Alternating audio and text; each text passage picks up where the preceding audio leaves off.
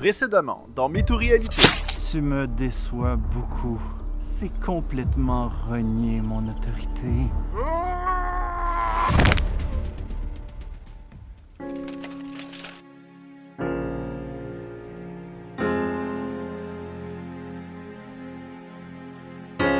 Un monde sans lui est aussi mauvais que Grunty Industries. Ludoc parti, on devra se défendre sans lui.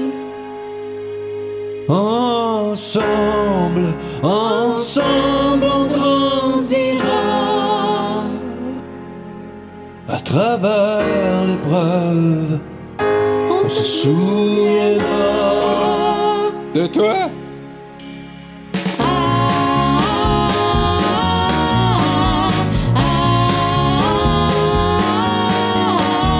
Parti trop vite, doucement, on devra reprendre le contrôle du phare.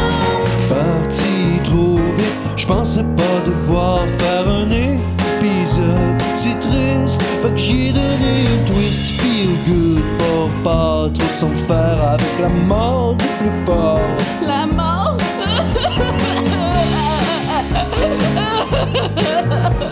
Oui, mais on reste ensemble plus fort.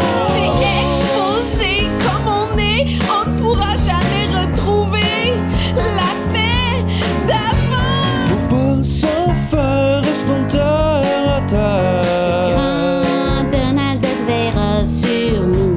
C'est sûrement pas ce qui nous le ramènera. Arrêtez de vous en faire ensemble, on finira cette guerre. Oui, et on aura notre finale de voiture volante, de chansons prenantes, sauf si tout n'était qu'un rêve, tout n'était que fausse romance. On doit démentir le mythe en réalité. Hein? Et voyons, ça a toujours été mythe ou réalité. Épisode 69. Novice.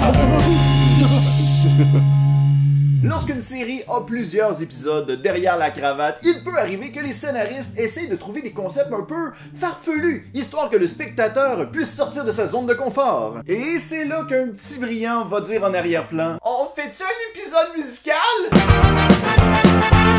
Là, je tiens à dire que je souhaitais faire un épisode musical depuis longtemps. C'est pas un essoufflement artistique.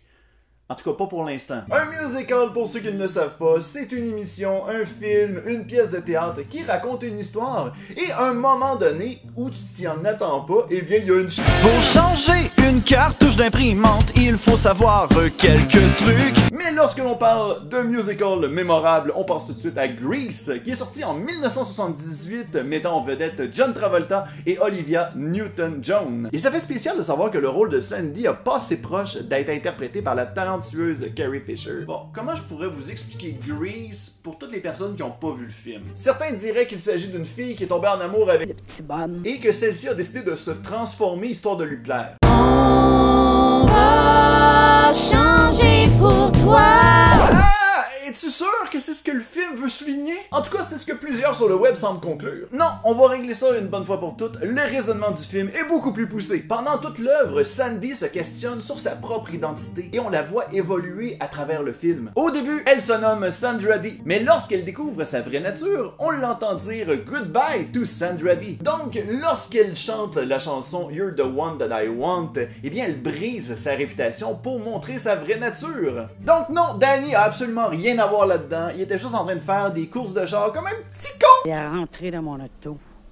Puis moi, j'ai répliqué, j'ai rentré dans la sienne. Ah, ok, c'est pas un film avec des valeurs misogynes! Mais le film Grease a une toute autre interprétation si l'on se fie sur une théorie qui a été très populaire sur Reddit en 2016. Mais cette théorie a pris une autre tournure lorsque l'actrice Sarah Michelle Gellar a partagé cette histoire sur Facebook. Buffy chasse pas juste les vampires, elle chasse les mythes aussi. La théorie indiquerait que Sandy serait morte et que tout le film serait un rêve. Hein? À quel moment de l'histoire qu'elle meurt? Oh non, une grosse vague! Fais-tu ton testament, bébé? Je lègue ma fortune! Hop hop hop! Hey, allez pas danser personnage trop creux! C'est cette vague qui aurait noyé Sandy, l'amenant dans un rêve avant de mourir. Et cette théorie persiste, mentionnant que certaines chansons que l'on entend dans le film, eh bien ça viendrait appuyer cette fameuse explication. Par exemple, dans la chanson Summer Night, Danny chante les paroles suggérant que le personnage s'est bel et bien noyé et que le manque d'oxygène à son cerveau aurait créé un musical.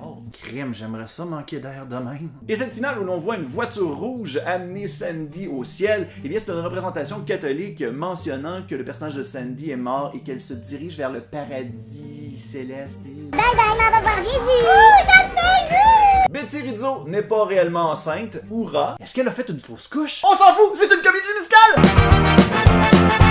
Donc la fin du film donne plus une symbolique comme quoi tout le film était un rêve et que Sandy a rejoint l'au-delà à la fin du film. Parmi les gens qui ont répondu sur Twitter, il y a quelqu'un qui a dit « Ça se peut pas, il y a un Grease 2? » Parce que c'est pas les mêmes personnages. Mais ce qu'on veut savoir, c'est ce qu'en pensent les personnes reliées au projet. Sont-ils d'accord avec cette théorie?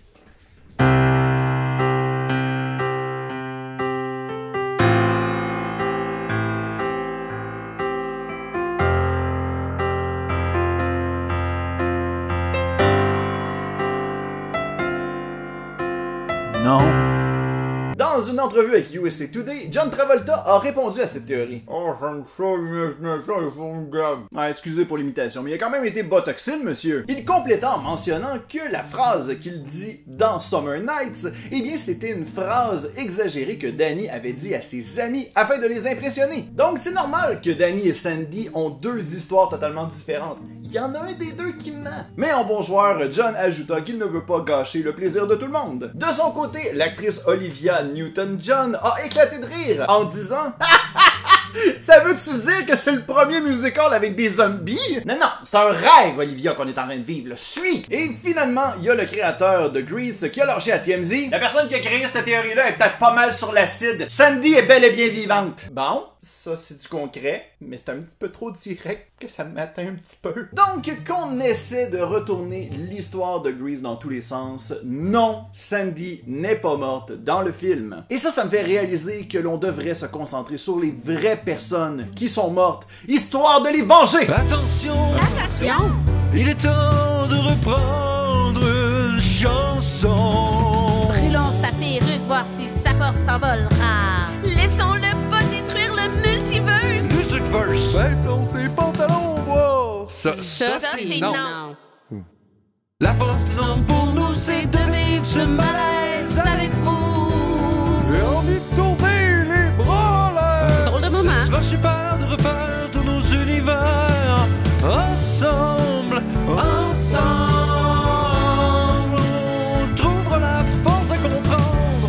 Si j'ai bien compris, j'ai de cacher en moi un pouvoir que je dois libérer, Oh. délivrer.